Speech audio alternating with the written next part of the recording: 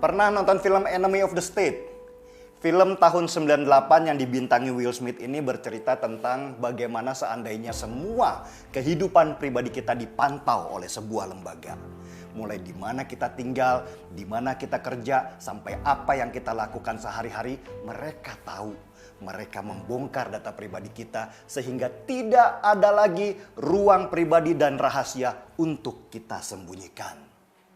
Dalam ruang yang berbeda, situasi saya sekarang mirip dengan film Enemy of the State itu. Tiba-tiba data pribadi saya dibongkar oleh sebuah akun yang selama ini berbeda pandangan dalam politik. Dia bisa tahu di mana rumah saya, siapa saja nama-nama keluarga saya, termasuk di mana anak saya sekolah dan apa akun media sosial mereka. Ketika dia berhasil membuka kunci ruang pribadi saya, dia lalu menyebarkannya ke publik lewat media sosial. Dan sejak itu, hari-hari keluarga saya pun berubah. Media sosial anak-anak saya dibanjiri makian oleh banyak orang yang selama ini membenci saya. Kehidupan pribadi mereka dibongkar dan diintimidasi di media sosial. Ruang pribadi saya pun menjadi terbuka, telanjang di depan publik tanpa bisa melawan. Anda bisa bayangkan bagaimana mental keluarga saya dalam menghadapi situasi itu. Mungkin kalau keluarga saya tidak kuat, mereka bisa gila. Dan meskipun mereka kuat, mereka pasti terpengaruh dengan intimidasi itu.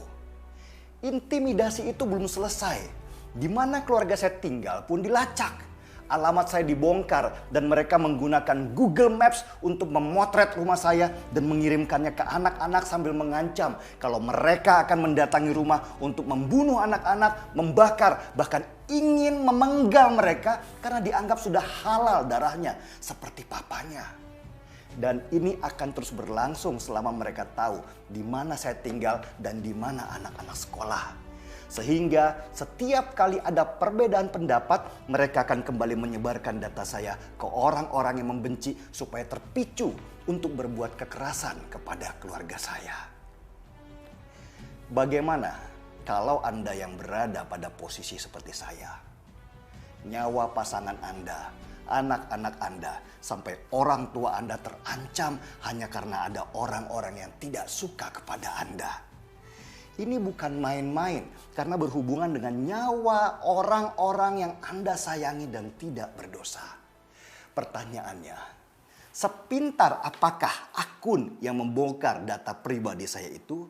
Apakah dia memang hacker yang bisa membobol data dari sebuah perusahaan provider besar seperti Telkomsel itu? Tidak. Dia tidak pintar dan dia bukan hacker.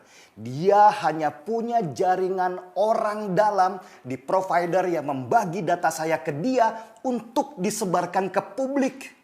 Dan dari data yang diberikan oleh orang dalam itu, akun itu kemudian mencari jejak saya berdasarkan nomor KTP dan kartu keluarga yang menjadi syarat waktu kita registrasi kartu supaya kartu tidak hangus. Dan dari sanalah semua informasi pribadi kita terbongkar habis. Pertanyaannya lagi, siapakah orang dalam yang dengan seenaknya membagikan data pribadi seseorang kepada orang lain untuk berbuat jahat? Ini pertanyaan yang sama di benak kita semua dan harus kita tanyakan bersama kepada provider yang memegang data-data pribadi kita. Dan di luar itu semua, saya bertanya kepada provider besar yang bernama Telkomsel, tempat saya menitipkan nomor KTP dan kartu keluarga saya waktu registrasi nomor.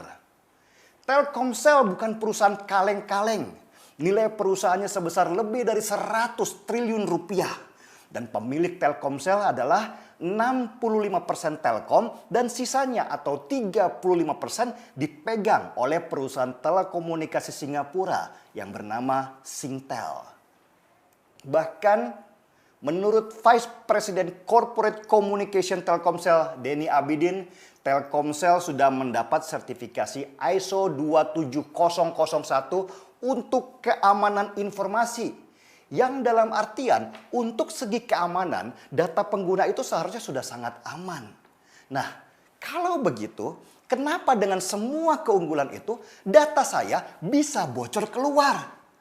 Saya berhak curiga data pribadi saya yang diumbar ke publik itu dari Telkomsel. Karena di sana lengkap sekali informasi yang diberikan. Mulai dari nomor KTP saya, kartu keluarga saya, sampai HP apa yang saya pakai dan kapan saya offline. Semua terpaparkan ke publik.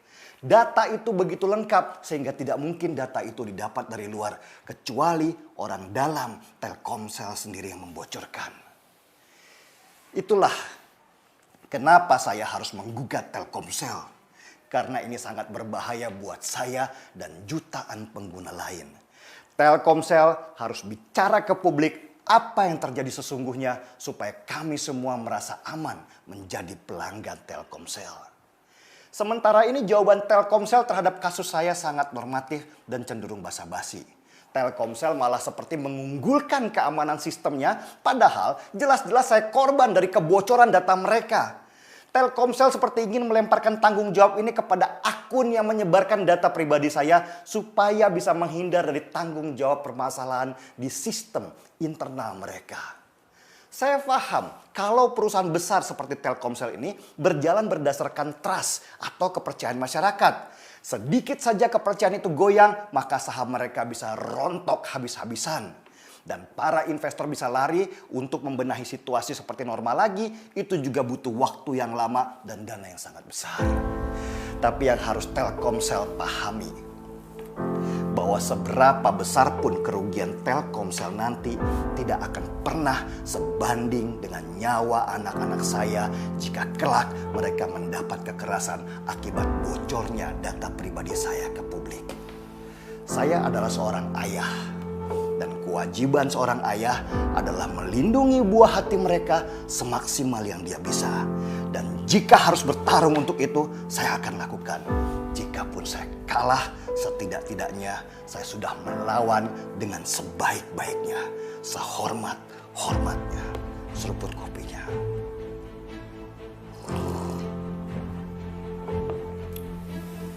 Saya Denny Siregar, kita di acara